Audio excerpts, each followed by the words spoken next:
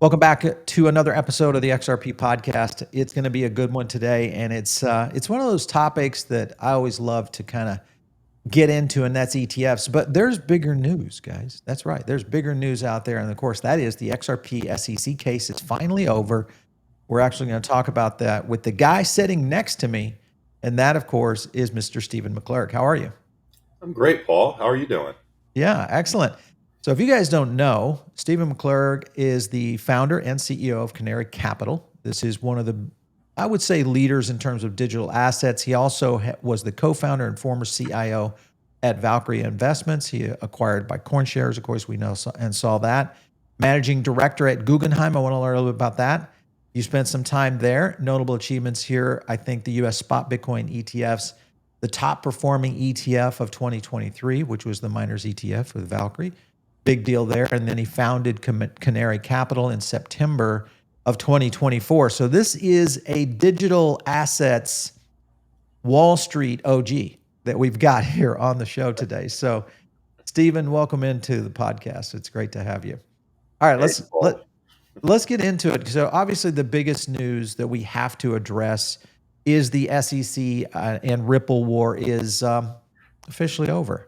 And when you think about what's happening in the space right now, with all these ETFs piled in on, I feel like on top of each other, and the likelihood of approvals now skyrocketing, this is 4 years of uncertainty that we've dealt with. They also reached a $50 million settlement agreement, down from the original 125. So that's even more bullish, in my opinion, even though it's not, I mean, that's a lot of money, everybody. But when you're looking at companies this size, that's not a lot of money. But what's your key takeaway from this when you see this happen right now? I'm actually ecstatic that this lawsuit has been dropped and everything has finally been settled. Brad Garlinghouse and the rest of Ripple have really been through hell for the last 4 years. For sure. And not just them, but the rest of the industry has been too. I just mentioned on Twitter this week, Bill Haggerty, who's a senator from Tennessee, who's on the Senate Banking Committee, made a comment about Operation Chokehold, Choke Point, and I mentioned the fact that he's been a strong proponent of the industry and has had our backs, despite the fact that the last administration really attacked it, mainly under Elizabeth Warren. So everyone's been under attack, some more than others. And I feel like out of everyone, Ripple has probably done the most to not only fight back, but also be proactive in that fight. So, they really have been the champions of the cause in the last 4 years. And the fact that this thing has finally come to a head, it's finally over. It's great for the industry. It's great for them. And I'm glad that, I'm glad that they can finally get past this. Polymarket was just on earlier this week. We did a show over on the PB show, and Polymarket was fairly low on the probability of an XRP ETF this year. Turnaround yesterday when this case gets settled, completely different look. We've seen Polymarket soaring now to 84 to 98% odds for an ETF approval in 2025. Do you think we are set now to see this happen? Look, I'm glad you mentioned Polymarket. I wish I knew about that. I would have put money in, and that's free money right now. Yeah, it is. So, absolutely. It may not be much, but it's still free money. So I absolutely believe that there'll be an XRP ETF this year. I mean, I'll never give it a 100% chance because anything can happen. Sure. But I believe that yesterday, the news yesterday is really what took this over the edge. There was no reason for it not to have gone forward, even regardless of that, because a judge did rule that XRP is not a security. And that's exactly why we filed for this ETF a year ago.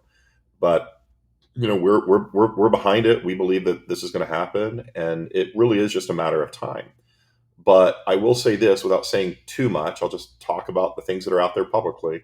Sure. There is a generic listing standard that was published in the last week by NASDAQ, New York Stock Exchange, and SIBO that Hmm. very clearly stated that under the new generic listing standard, and it still has to get approved, and it's under its comment period, but I do believe that it will go forward, that any token that has a futures market in the US on a CFTC regulated exchange Yep. for more than 6 months does qualify. So as long as that Bingo. gets approved, which I believe it will, Yeah. XRP has had a 6 month futures market here in the next couple of months. So I truly believe that it will be this year. It's interesting you say that because, we had kind of talked about that very issue not too long ago. And it's almost I won't say it's hidden, but a lot of people don't really understand that. And I think it's one of those things that's nuanced and where the markets are. You look at that, and even, if you think about Eric Balchunas over at Bloomberg, he's now saying this is pretty much a slam dunk. It's going to happen. We're also going to see the likelihood of institutional capital inflow. That's my question, is when you look at the enhanced liquidity and price stability of what we'll see with an ETF like this, when you think about institutional capital and retail, because you look at Bitcoin, we've got IBIT and its performance. We've seen that. What we're now watching with the Ethereum ETFs, and we'll get into a little bit of that in terms of competition. How do you think this plays out for the launch of an XRP ETF? Because there will be a handful, most likely, that get approved. What do you think is going to happen first? Yeah, and again, I'm speculating. I'm not going to pretend like I know everything, but the way that it will likely work is once the generic listing standards get approved, Hmm. we'll probably see 5 to 7 different tokens issued via an ETF, XRP one of them, Right. Litecoin, obviously, HBAR, and I believe Solana as well. So I think there's still some issues that are working in the background with Solana, Yep. but we should be fairly close.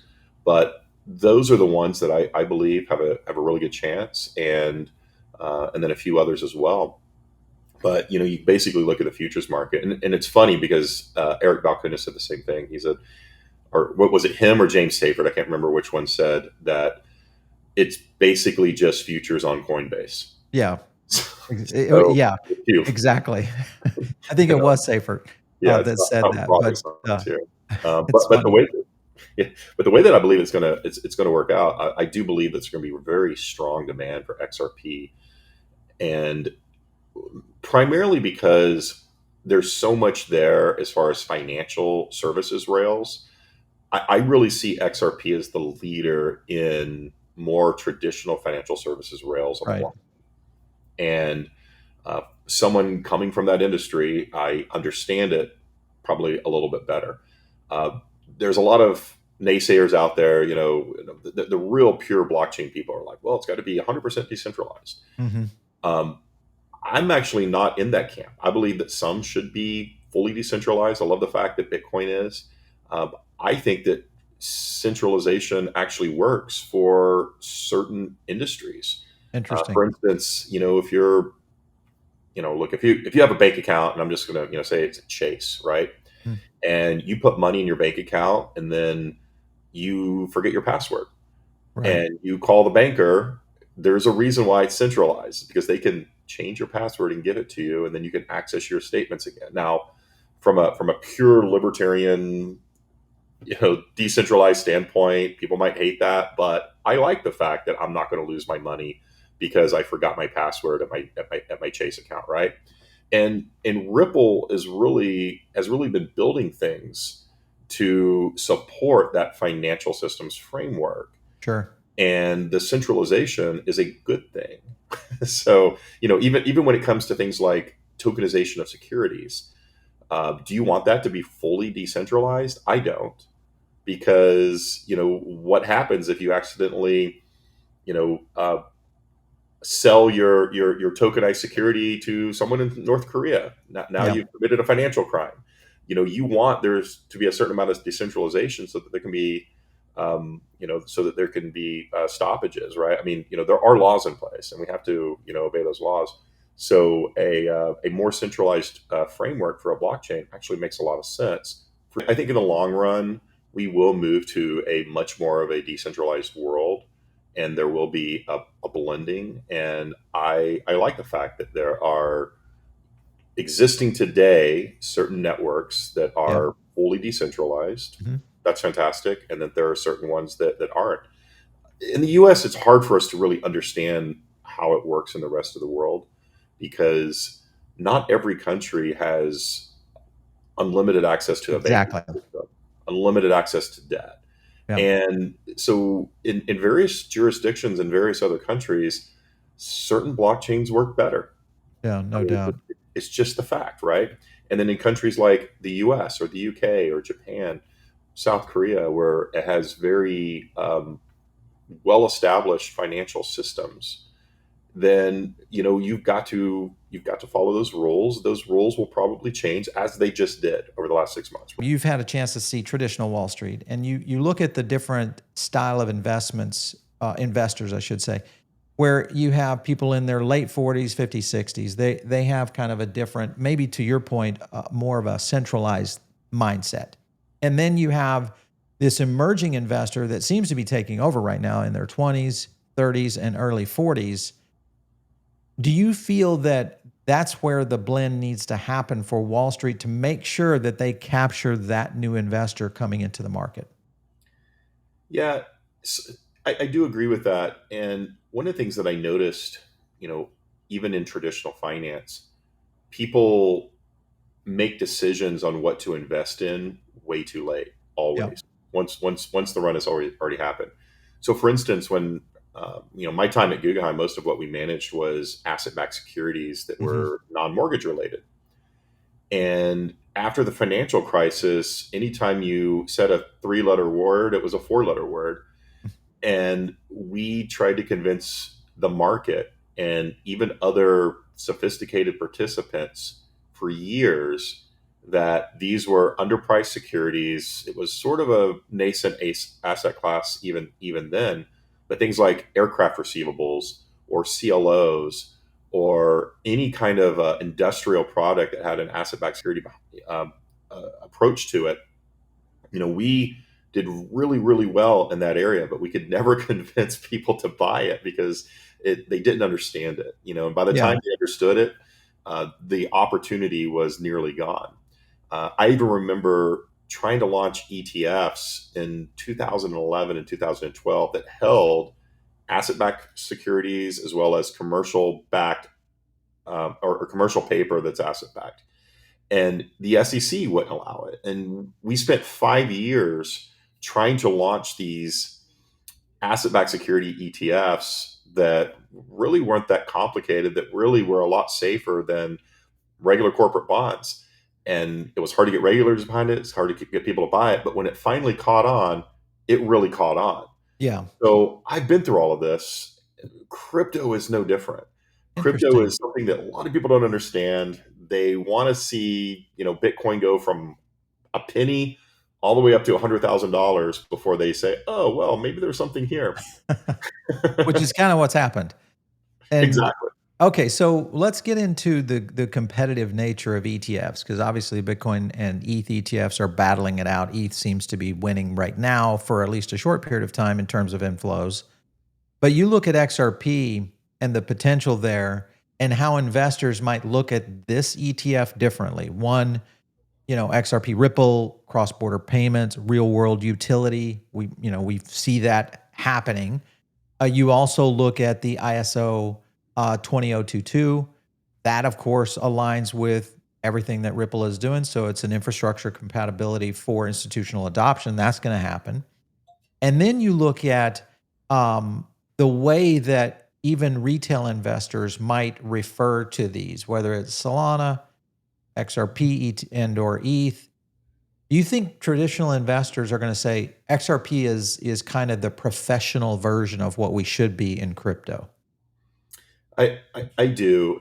And the way that I look at a lot of the various categories in crypto is, for instance, I look at some as money, right? Yep. Bitcoin, Monero, Litecoin.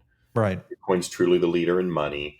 And then I look at what I really call open source protocols, right? That Ethereum was the first, but and Ethereum did a lot of a lot. There was a lot of benefit that Ethereum gave to the market as far as what an open source protocol looks like, Yeah. and it led to some of these others coming in like Sui and Hmm. Say and yeah, Injective is another great one. Yep. So those all kind of fall into the category of open source, but Ethereum is now old technology, and now sure it has an ETF, and people are like, oh yeah, this is cheaper than Bitcoin, so I'm going to buy it. But if you really look at the technology itself, it is older, slower, less secure, more expensive to run, and there's a lot better opportunities out there in my opinion, which is why I don't think that Ethereum is getting a little bit of a spot in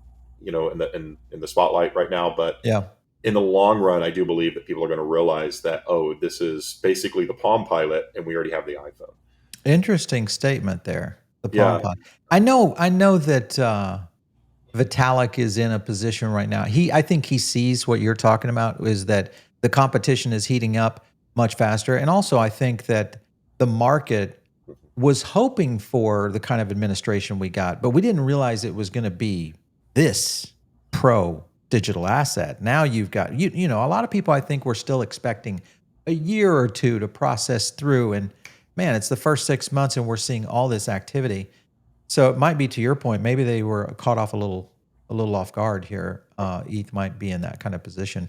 Yeah. Let's talk about the your XRP ETF filing. It's using a CME, as I understand, a CME CF Ripple dollar reference. Is that what it's explain? Well, Explain that to me. yeah, so all of these single token ETFs, they have to have a reference rate so that there's accurate pricing. And Right. what the reference rate does, it's just a dollar amount or a notional dollar amount that tells the market that exactly this is exactly where we believe the price was at this point of time. Okay. Okay. ETFs have to be priced, constantly throughout the day, and then of course, right at 4 p.m. when all the creations are made, you need to know exactly what it is. Yeah.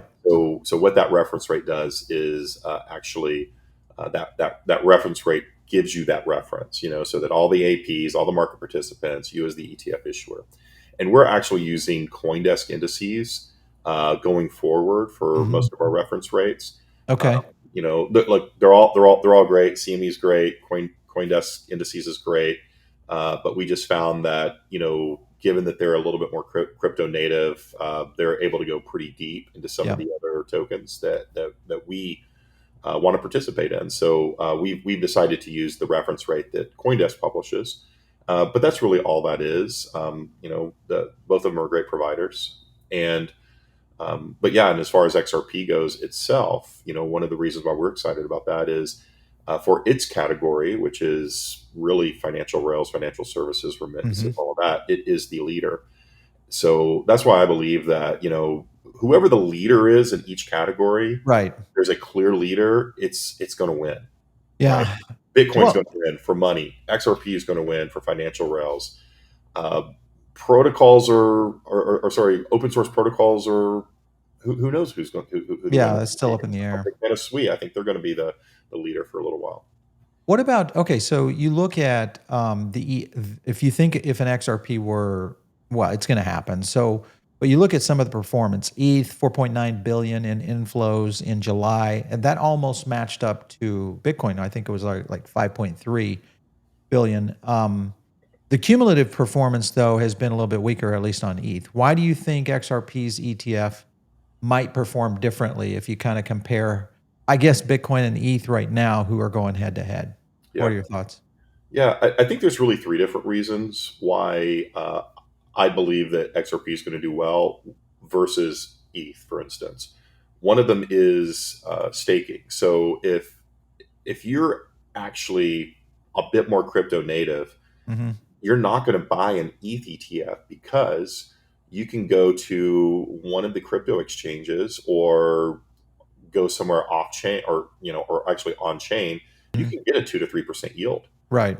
So why would you buy an ETF if you can get a yield on top of your token somewhere else? It just doesn't make any sense. Yeah, for sure. And since XRP doesn't offer that, then it doesn't matter whether it's on an exchange, whether it's in an ETF or not. You're not losing out on anything. So that's reason number one. Number two, I just mentioned it's really the category leader. So the category leaders that people can understand are gonna make a lot more sense. Whereas ETH has a lot more competition in its category. XRP has very little. So people are going to see that as the clear leader. It's done a lot to keep the technology upgraded, continue to move forward, to remain the leader. So I think that's really that's really that. And then really the third point here is the demand and the community and the number of people that are following this thing. So um, look, I think XRP's $5 billion the first month across the Wow. board. So we'll see how that goes, but I believe out of the gate it's definitely gonna outperform what ETH did out of the gate. Interesting. With that, because I think that is a factor that people just don't know yet as to how that is going to perform. Staking has been kind of the caveat that has been built into this. I like your analysis that maybe people aren't, if they're going into an ETF, they're not necessarily looking for the staking. If there is staking, maybe that's a bonus. I don't know. But if they're getting into direct asset exposure and they're savvy enough to go stake it, they're going to get those kind of performances. Here's my question to you. What happens when, whether it's DeFi on the XRP ledger or we get some other services out there within the XRP ecosystem that does allow either staking and or more earning? Um, does that compete with an ETF in the future? If because that seems to be a direction that the ledger is going. What are your thoughts on that? Yeah. So what's happening at the moment right now is that we are all talking to the SEC and then trying to get staking allowed in the ETFs. Right. So by the time the ledger moves in that direction, we should be clear and be able to offer staking within the ETF Okay. itself. All right. So it's something that I'm not worried about. It did hurt ETH because out of the gate there was no staking allowed, and Exactly. if you're Yeah. trying to move over to an easier system to use, and frankly, even in our hedge fund, we use Bitcoin ETFs and ETH ETFs more Hmm. in the hedge fund because it's easier to manage from a compliance standpoint. So anybody that's more of a traditional investor, RIAs, they're gonna like the ETF. Yeah. But if you're going to sacrifice yield, then you're going to be hesitant. But yeah, the lack of yield out of the gate definitely hurt that ETF. So you look at the race right now. We saw it in Bitcoin to a certain extent. We've seen it in ETH, and in some cases, first movers kind of win. Mhm. Um, Not always, but it appears that that seems to be the at least the model so far. You look at the first mover potential right now, Franklin Templeton. I think they're setting in at the first filed. Bitwise, I think, was right behind them. Um, and then you guys came in. So you look at all of that and the different kind of strategies. Some more conservative, some more I would say a crypto native like Canary and what you guys are doing. How do you think investors will look at the roster of ETFs and choose where to go? Yeah, look, I think there's probably 2 to 3 different categories that people are going to look at, whether it's retail or whether it's financial advisors. We'll start with the Mhm. financial advisors because what they're looking for is number one, is it a big, safe company that everybody knows the name of, Yeah. right? If it's BlackRock, you're not going to lose your job by putting into a BlackRock fund. Hmm.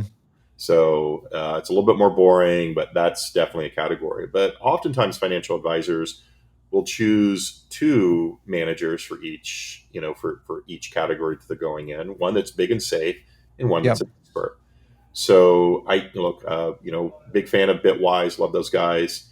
Um, Us as well. We're the two really probably more well-known crypto native names. Yeah, I would agree. And so yeah, they're going to choose between one or us, and if they choose Bitwise, more power to them.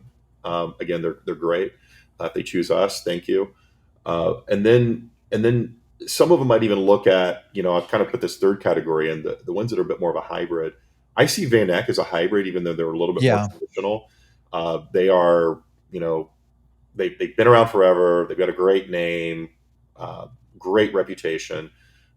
They're also crypto native, which is fantastic. Hmm. I mean, Jan Van Eck is probably, I mean, one of the most dynamic individuals I know. They launched the first gold ETF. They were right there with the first Bitcoin ETF, and they do a great job of balancing both. So some might look at that, but if you look at beyond that, I think everybody else sort of falls in line. I mean, even Hmm. when we launched Bitcoin Spot, we raised more AUM than Franklin Templeton, than Invesco, Yep. than Wisdom Tree. Why? Because we're recognized as the crypto native Yeah. experts in the category. So how do I think it will go this time? I definitely think that us and Bitwise have a very strong advantage in this particular race, and I think everybody else is going to be a little bit more difficult. Okay. Well, I think that's fair. I would agree. I think the digital forward, groups will most likely win. It's different in the Bitcoin side of things because I think institutional was a different animal at that time when Bitcoin launched early this year. Let's talk about price impact because there's some people and analysts that are looking at an ETF as being a catalyst. You look at institutional inflow potential. I mean, already we've got Standard Chartered's projects. I think it was 4.4 billion. You're saying 5 billion first month. That's a considerably different than what they were looking at, which is like a 4 to 8 billion in that 12-month period. So that would be significantly different. Do you think that ETFs can hold up to the bull cycle that we're apparently entering right now? We don't know how long this is going to last, if interest rates get dropped by the Fed, if we start to see some economic reconditioning. How long can an ETF support a bull market, and how does it respond in a bear market? Yeah, look, probably the best way to look at this, exactly like you said, we launched the first Nasdaq traded Bitcoin futures ETF when I was at Valkyrie, Yep. and it launched October of 2021, Hmm. which was the top of the market. Yep. And it did quite well out of the gate, 100 million day one. And then we had to sit through a bear market after that for about 18 months. So, you just know it's coming. You have to be patient. You just sit on it. And usually what happens is, of course, assets fall as price falls. Right. And then once the bear market's over, people start coming in again. And Yep. sometimes performing in a bear market is better for you in a bull market because you have the track record, you have the lasting power. Same thing with Bitcoin miners. We launched the Bitcoin mining ETF that same year, that around that same time period, and we sat on 1 million of AUM. Now, if you know anything about ETFs, generally you have to have about 50 million in AUM to break even. So we were spending money keeping the thing alive because we believed in it, sitting on Mm. $1 million Wow. for about 18 months. And then when the bear market came back, I mean, it skyrocketed as far as price action. In 2023, it ended up being the best performing ETF in the US at over 300%. And then the assets just started flowing in. So sometimes surviving a bear market is the best way to determine how you're going to do in a bull market. Yeah, for sure.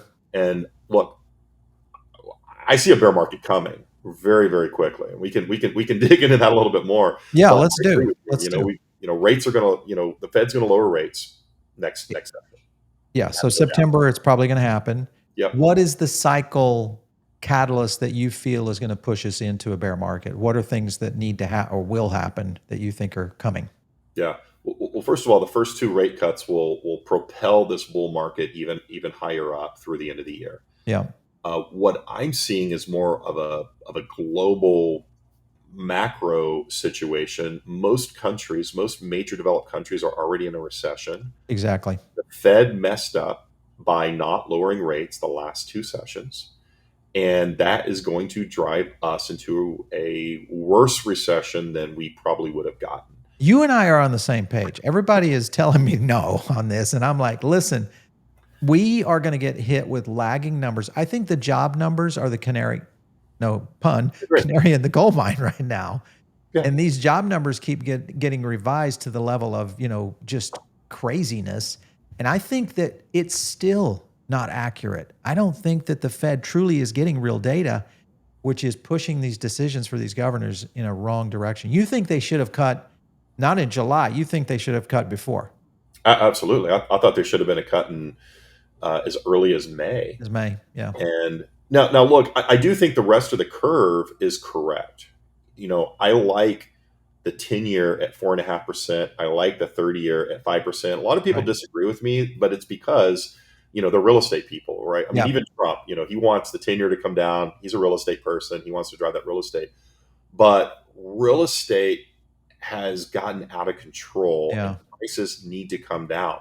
Housing I'm not even talking about from an interest rate perspective, but just the price of a home is double what it was 3 years ago, and real wages have stayed flat. What? Yeah. So, we need to see real estate prices come down. Do you think that'll be one of the key catalysts other than jobs? Oh, real estate is Real always estate, the catalyst. that's the Always. big one. Yeah. Yeah. I mean, look, jobs are what it is. I mean, we actually have a labor shortage, and at 4.5% unemployment, that's actually still too low in my opinion. I want to see 5% unemployment. Right. Wow. Okay. Um, Stephen, well, out there, everybody, I want to that's see you not a lose. popular statement, right? Most Yeah. people want zero unemployment, but look, I mean, let's. The reality is, Yeah, reality check is coming. standard deviations of our population is not suitable to work for people. No doubt. I mean, you're not suitable to work for people. I'm not suitable for work for people. We're clearly on that end. We're of out of the game. Yeah. Us.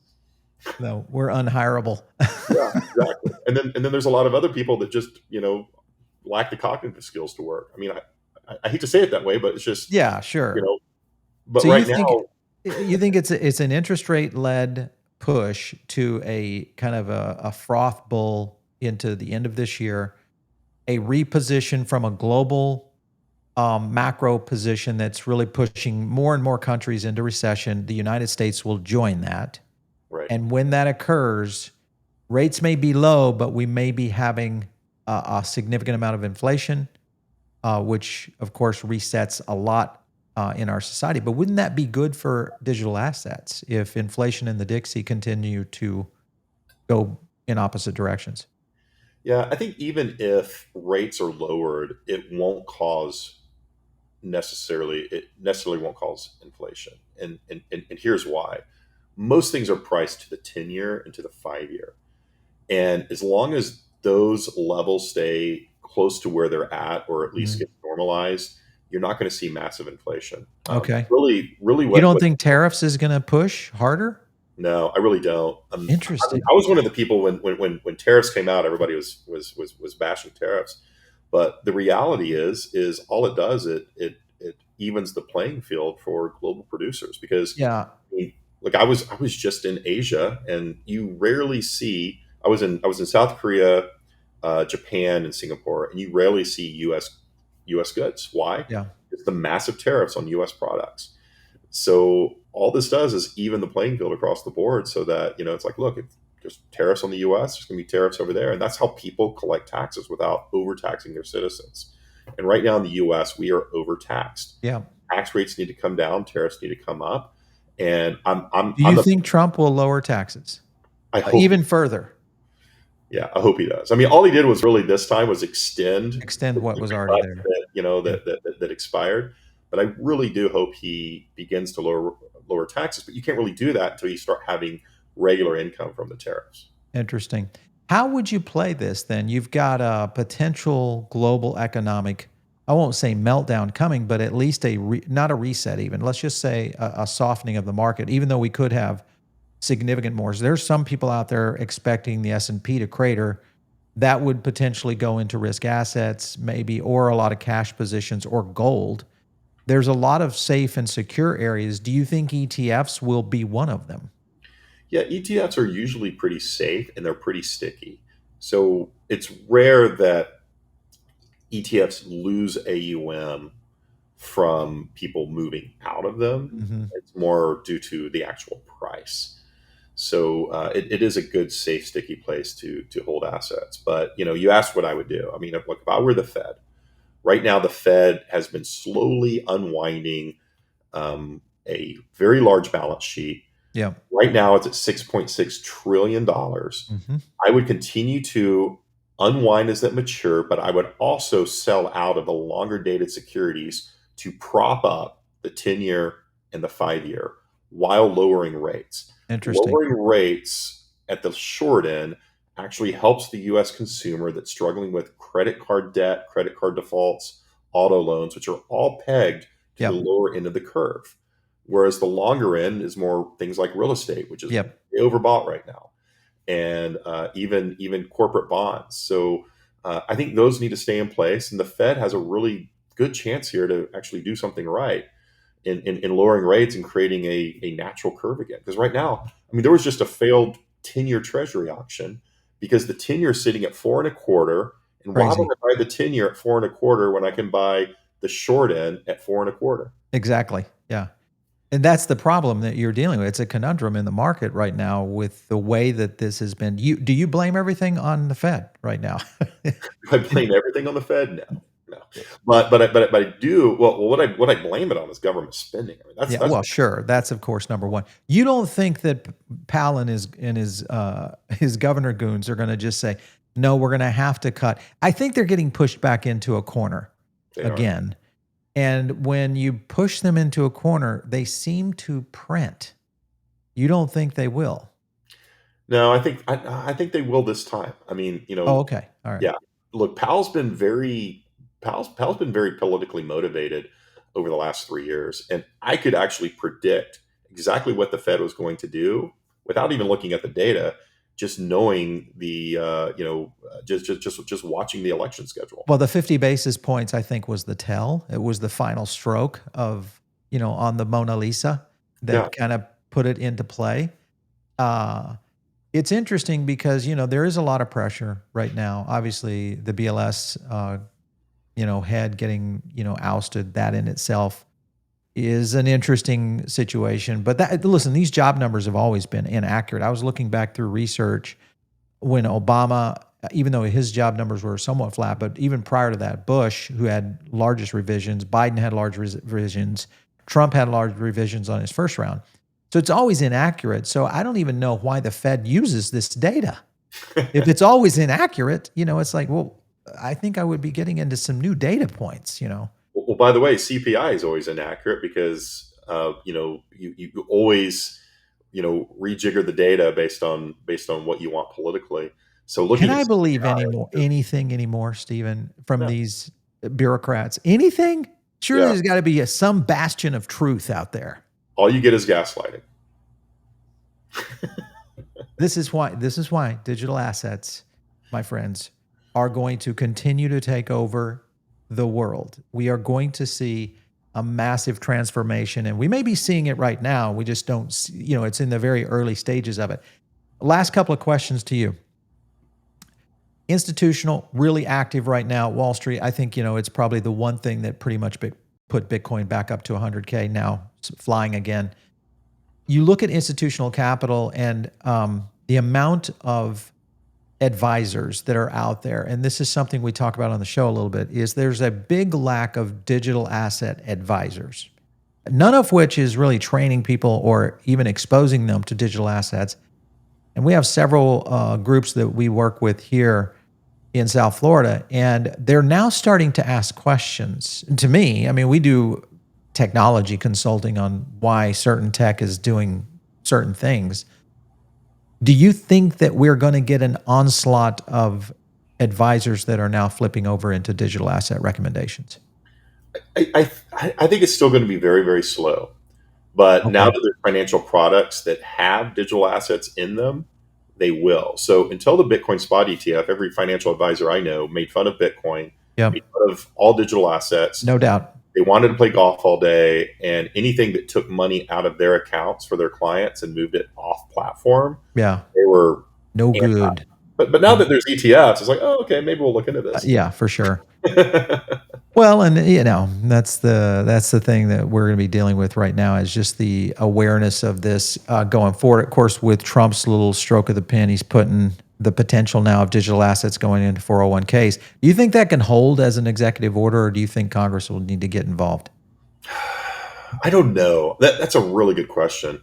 The hardest part about 401ks is you have to follow ERISA rules, and it's a whole other level of compliance. So we Yeah. purposely we just stay away from that. Mm. Not that it's bad. It's just we're a small team. We don't have we're still not big enough to have our ERISA compliance person on staff. Right. But but I do think it's a great idea. I mean, I personally, in my own 401k that's self-directed, I hold ETFs of Bitcoin, and when there's more available, I'm going to hold more. Yeah, for sure. Listen, it has been a good one here with Stephen coming in from Canary Capital. Thanks for coming in on the show today. We always love to kind of break this down. Obviously, we'll have you back when the XRP ETF is live, and we are out there going to be able to get to it. Stephen, we'd love to have you back on the show. But thanks for coming in today. We appreciate it. Yeah, thank you so much for having me, Paul. You bet. All right, you guys, as you know the drill, here on this podcast, we love to talk your talk. And the way that you can do that is just hit me up on X. It's just at Paul Barron. DM me, or you can do it out in the public. I don't care. We are looking for the best of the best to talk about digital assets, primarily in the XRP ecosystem, the ledger, all of that. So if you think someone should be on this show, let us know down below. Stephen, where can they find you? They can find me at canary.capital or www.canary.capital, or on Twitter at Stephen McClurg. Super simple. Perfect. All right. We'll catch you next time right here on the XR podcast. Take care.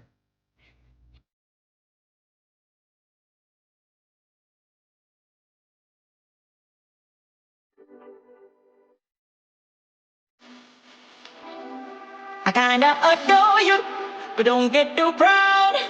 You're like my favorite snack, I won't say it out loud.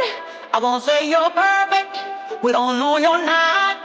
But hey, you're the best kind of weed that I got. Your songs are in my head, have them repeat. The awkward dance I do, but only on your